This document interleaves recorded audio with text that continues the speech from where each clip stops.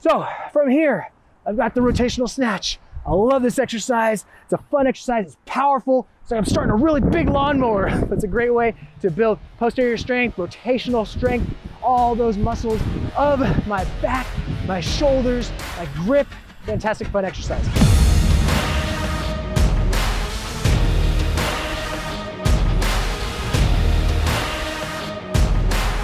What's up? This is Marcus Martinez, Master Kettlebell Coach for LivingFit. We're going to talk about 3 variations of the snatch that are going to build rotational power. So I think you see where we're going with this. We're going to be doing rotational snatch variations, and I love adding in rotational work into my ballistic exercises like the swing, the clean, and the snatch, but make sure you have those basic movements down. You understand how to do the swing, the clean, the snatch before you start getting all fancy with it.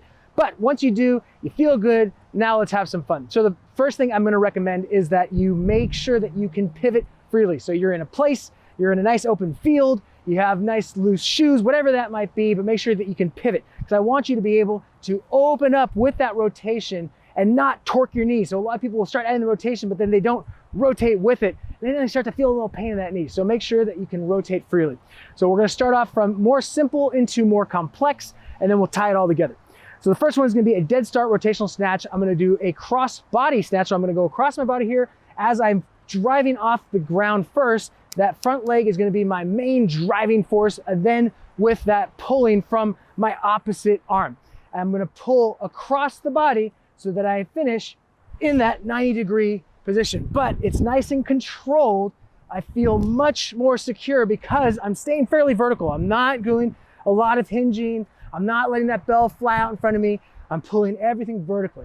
So what I want to make sure I've got here is when I get into this position, I don't over round my shoulder and then start to fold forward. I want to still maintain a lot of lat and upper back engagement, so I maintain that thoracic extension, my upper back. I don't want to get into this position. I want to stay here, nice and tight.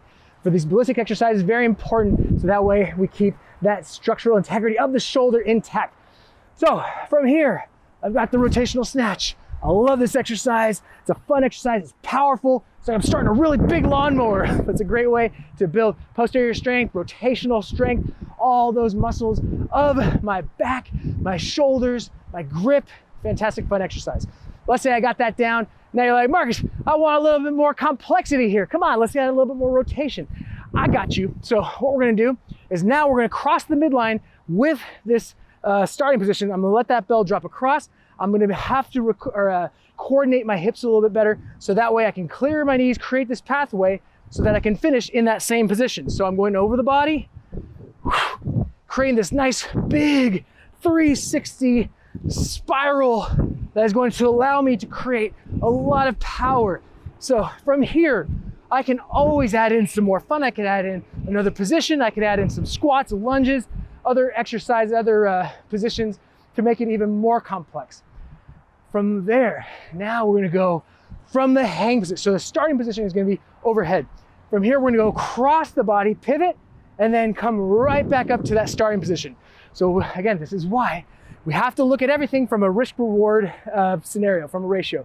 Is it worth the risk? If you are not well-versed with kettlebells, just keep it simple. Go to the dead start rotational. Go to dead start snatch. But if you feel really comfortable, you've been doing kettlebells for 15 years or even less, but you feel really, really comfortable, then you can start to play around with it. So from this top position, I'm gonna let that bell come across my body, and then I'm gonna finish in that top position. So I can start from this low position here if I don't feel comfortable. Otherwise, I wanna go from the top here. So I have to decelerate that weight. This 16K, 35-pound bell feels significantly heavier as I'm letting it drop. I have to coordinate my hips, I have to coordinate that rotation, that pivot.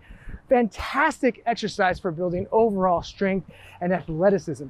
So these are 3 of my favorite snatch variations to start incorporating rotational power, grip strength, shoulder strength, posterior strength, all those things. And you can start to incorporate them into your training. They don't have to take place of your favorite basic sagittal movements.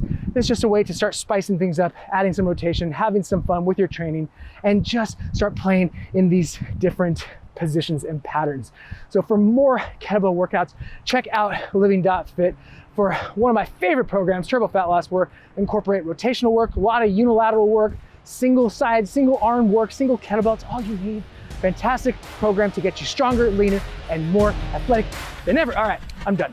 See you on the next one.